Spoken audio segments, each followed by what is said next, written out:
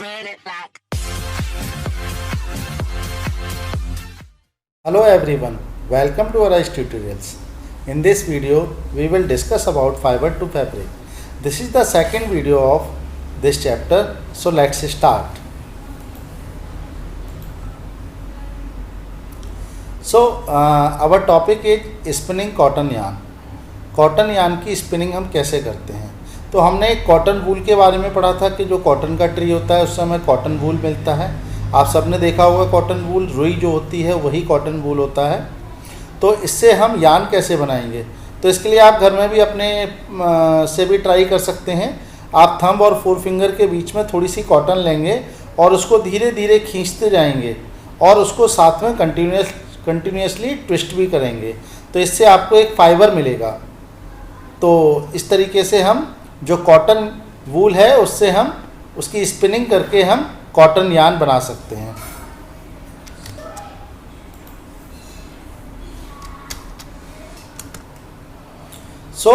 जो हमारा फाइबर होता है उससे हम जब यार्न बनाते हैं तो इस प्रोसेस को हम स्पिनिंग कहते हैं।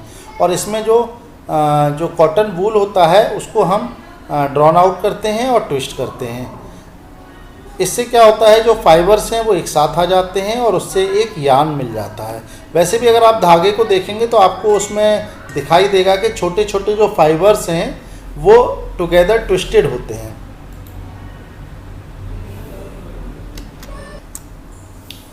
स्पिनिंग के लिए हम सिंपल डिवाइसेस कुछ यूज करते हैं। जैसे एक होता है हैंड स्पिंडल, जिसको कि हम तकली भी बोलते हैं। This is the picture of तकली। एंड दूसरी जो डिवाइस होती है जिसको कि हम चरखा बोलते हैं, ये चरखा है। इन दोनों ही डिवाइस से हम क्या करते हैं, स्पिनिंग करते हैं किसकी, कॉटन वूल की, और उससे हमें कॉटन यार्न मिलता है। आपने अक्सर गांधी जी की पिक्चर के साथ इस चरखे की पिक्चर भी देखी होगी। तो जो हमारा इंडिपेंडेंस मूवमेंट था उसमें गांधी जी ने इस चरखे का यूज किया था स्वदेशी वस्त्र बनाने के लिए।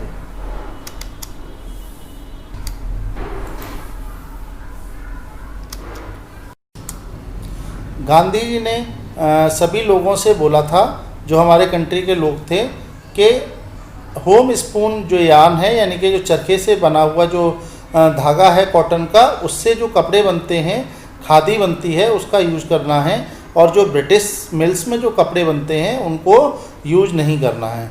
हमारी जो गवर्नमेंट ऑफ इंडिया है उसने भी खादी को प्रमोट करने के लिए एक बॉडी बनाई हुई है जिसका नाम है khadi and village industries commission, और इसको इन्होंने 1956 में बनाया था। नाउ लार्ज स्केल पर जब हम स्पिनिंग करते हैं, यानी कॉटन वूल से कॉटन यार्न बनाते हैं, तो वो काम मशीनों से किया जाता है। और स्पिनिंग के बाद जो ये यार्न्स हैं इनको एक साथ मिलाकर हम क्या बनाते हैं, फैब्रिक्स बनाते हैं। जो कपड़े होते हैं वो बनते हैं। ये यहाँ आप देखिए कि कुछ खादी से बने हुए कपड़े आपको देख रहे होंगे आप यहाँ पर। ये कुर्ता है खादी का, ये कुछ साड़ियाँ हैं, कुछ शॉल्स हैं, ये कुछ जैकेट्स हैं, ये सारे खादी से बने हुए हैं।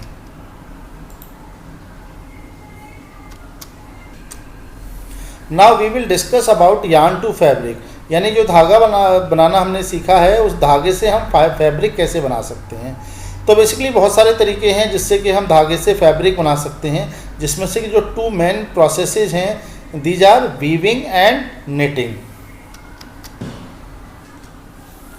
सो फर्स्ट इज वीविंग। तो वीविंग में क्या है, आपने एक्टिविटी 2 देखी थी, तो उसमें आपने क्लोथ के पीसेज लिए थे। उसमें से आपने एक क्लोथ देखा होगा जिसमें कि जो फैब्रिक है वो कैसे बनाया हुआ था, 2 सेट ऑफ यार्न्स, यानी कि 2 यार्न्स को अरेंज किया गया था एक साथ, उससे एक कपड़ा बना था। तो जो प्रोसेस होता है जिसमें कि हम 2 सेट्स ऑफ यार्न को एक साथ लेते हैं और उससे फैब्रिक बनाते हैं, दिस इज़ कॉल्ड वीविंग।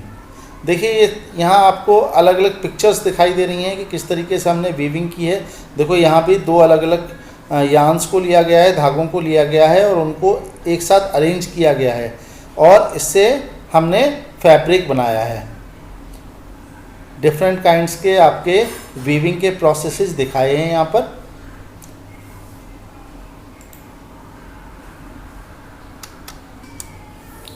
ना एक्टिविटी 5 में आपको आप देखेंगे कि आप दो डिफरेंट कलर की पेपर स्ट्रिप्स लेंगे। एक देखिए यहाँ पर रेड ली गई है और एक ग्रीन ली गई है। इनको आपने एक दूसरे के साथ अरेंज करना है और अरेंज करने से कुछ इस तरह की आपको एक पेपर शीट मिल जाएगी। सिमिलर तरीके से ही जो यान है उसकी हम वीविंग करके और उससे हम क्लोथ्स बनाते हैं, यानी कि फैब्रिक बनाते हैं और जिससे कि क्लोथ्स बनते हैं।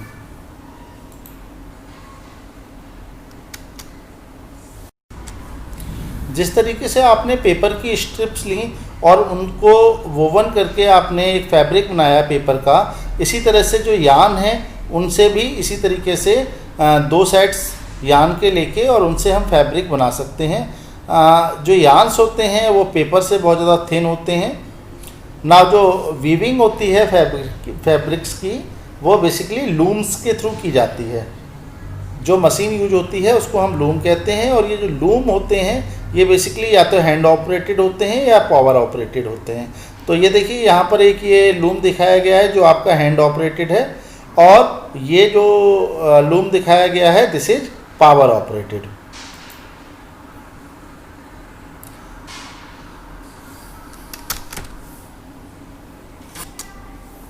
सो यान से फैब्रिक बनाने का जो दूसरा मेथड है वो है निटिंग। आपने घर में अपनी मम्मी को, दादी को, नानी को स्वेटर बुनते हुए देखा होगा। इस तरीके से सिलाइयों से स्वेटर बुने जाते हैं। तो इसमें और वीविंग में क्या डिफरेंस है? बेसिकली वीविंग में हम टू सेट्स लेते हैं यान के और उनको अरेंज करते हैं टुगेदर जिससे कि फैब्रिक बनता है। लेकिन निटिंग में हम क्या करते हैं, एक सिंगल यान यूज करते हैं। केवल एक सिंगल यान यूज किया जाता है और उसकी निटिंग की जाती है और उससे हमें फैब्रिक मिलता है। जैसे कि अगर आप अपना सॉक्स देखेंगे, उसका अगर एक धागा निकल जाए उसको आप खींचते जाएंगे, या स्वेटर से एक ऊन का रेशा निकल जाए और उसको आप खींचते जाएंगे, तो आप देखेंगे कि आपको पूरा का पूरे फैब्रिक में एक ही धागा मिलेगा, सिंगल यान मिलेगा। तो सॉक्स बनाए जाते हैं।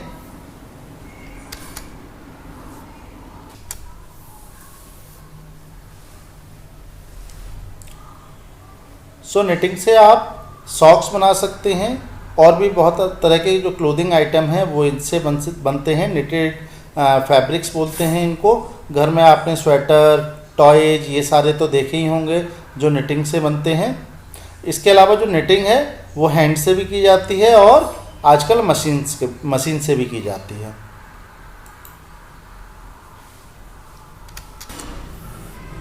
सो जो वीविंग और निटिंग के बारे में हमने पढ़ा, जिससे कि हम जो यान है उससे हम फैब्रिक्स बना सकते हैं। इनसे डिफरेंट काइंड्स के फैब्रिक्स बनते हैं और ये जो फैब्रिक्स हैं इनसे बहुत सारे वैरायटी ऑफ क्लोथिंग आइटम्स हमें मिलते हैं। Now we will discuss about history of clothing material. यानी जो क्लोथिंग मटेरियल है उसकी हिस्ट्री क्या है, यानी कि पहले जो एंशिएंट पीपल थे वो किस तरीके से क्लोथिंग मटेरियल यूज करते थे। तो इन पिक्चर्स में आप देख रहे हैं ये एंशिएंट पीपल्स हैं। ये बेसिकली क्या यूज करते थे, बार्क और बिग लीव्स, यानी कि जो ट्री की जो छाल होती थी वो, और जो बड़ी पत्तियां वगैरह थी या एनिमल की स्किन्स और जो फर्स थे उनको यूज करते थे अपनी बॉडी को कवर करने के लिए।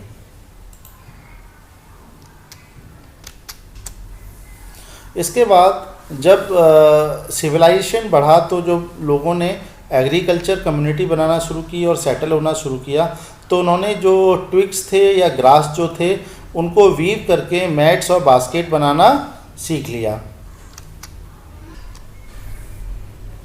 वो लोग क्या करते थे, जो वाइन्स होते थे या एनिमल के जो फ्लीस होते थे या हेयर होते थे उनको साथ साथ एक साथ ट्विस्ट करके लॉन्ग स्ट्रैंड्स बनाते थे और फिर इन्हीं जो स्ट्रैंड्स होते थे इन्हीं से वो जो फैब्रिक्स होते थे उनको वोवन करते थे।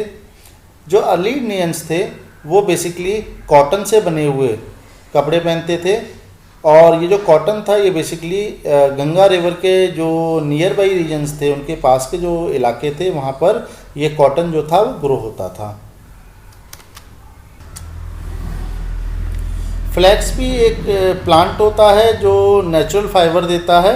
ये बेसिकली एंशिएंट इजिप्ट में जो नील रिवर है उसके जो नियर बाई एरियाज है वहाँ पर कल्टीवेट किया जाता था और वो लोग इस फ्लैक्स से जो बने हुए, इस फाइबर से जो बने हुए जो क्लोथ्स थे उनको पहनते थे। ये देखिए, ये आप देख रहे हैं जो इंडियन पीपल हैं, ये बेसिकली कॉटन से बने हुए क्लोथ्स पहनते थे। और जो ये फ्लैक्स से बने हुए, जो एंशियंट इजिप्ट जो था वहाँ पर फ्लैक्स से बने हुए जो क्लोथ थे वो पहने जाते थे। और ये देखिए, जो ट्विग्स और जो ग्रास थे उनसे ये वोव करके मैट्स और बास्केट वगैरह ये सब चीज़ें बनाई जाती थी।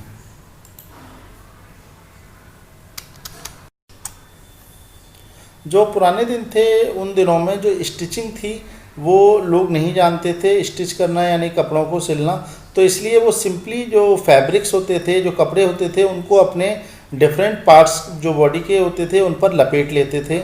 बहुत डिफरेंट तरीक़ों से वो जो फैब्रिक्स होते थे उनको लपेट के उनको यूज करते थे। जब इन्वेंशन हुआ जो सुई का, जिससे कि कपड़े सिले जाते थे, उसके बाद लोगों ने जो स्टिच्ड क्लोथ थे वो पहनना शुरू किए। स्टिच्ड क्लोथ्स जो थे उससे बहुत सारे वेरिएशंस आए, बहुत से अलग अलग तरह के कपड़े बनना शुरू हो गए। और आज भी बहुत सारे जो हमारे क्लोथिंग जो मटेरियल हैं वो अनस्टिच्ड हम यूज करते हैं, जैसे साड़ी है, धोती है, लुंगी है, टर्बन है, ये सारे अनस्टिच्ड यूज़ किए जाते हैं सिंगल पीस ऑफ फैब्रिक से।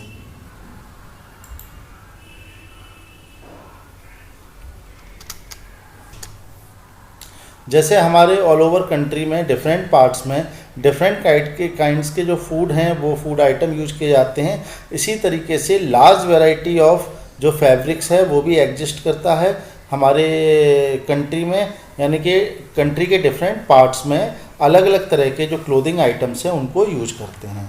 तो ये देखिए, डिफरेंट टाइप्स ऑफ फैब्रिक्स हैं जिनको हम यूज करते हैं। कॉटन हो गया, वेलवेट हो गया, सिल्क हो गया, वूल हो गया, डेनिम हो गया, सैटिन हो गया, रेयॉन हो गया। ये डिफरेंट टाइप्स के जो फैब्रिक्स हैं ये हम लोग यूज करते हैं। और डिफरेंट काइंड के क्लोथिंग आइटम्स भी यूज़ करते हैं। ये कुछ डिफरेंट टाइप के क्लोथिंग आइटम्स हैं जो हम लोग यूज़ करते हैं। चलिए, यहाँ पर एक ये फ्लो चार्ट की हेल्प से हम देखते हैं कि कॉटन रोल से हमें यार्न और फैब्रिक कैसे मिलता है। तो बेसिकली जो कॉटन रोल्स हैं उनकी हम गिनिंग करते हैं, उससे हमें फाइबर मिलता है। और फाइबर को जब हम स्पिन करते हैं, इनकी स्पिनिंग करते हैं, तो उससे हमें यार्न बनता है। और जो यार्न है, यार्न से हमें फैब्रिक बनाने के लिए दो तरीके हैं, या तो हम निटिंग करके भी बना सकते हैं या हम वीविंग करके भी बना सकते हैं। तो यहाँ पर ये चैप्टर ख़त्म होता है हमारा, और आई थिंक आपको सब कुछ समझ में आया होगा। अगर कोई डाउट आता है आपको तो आप कमेंट सेक्शन में पूछ सकते हैं। Thank you.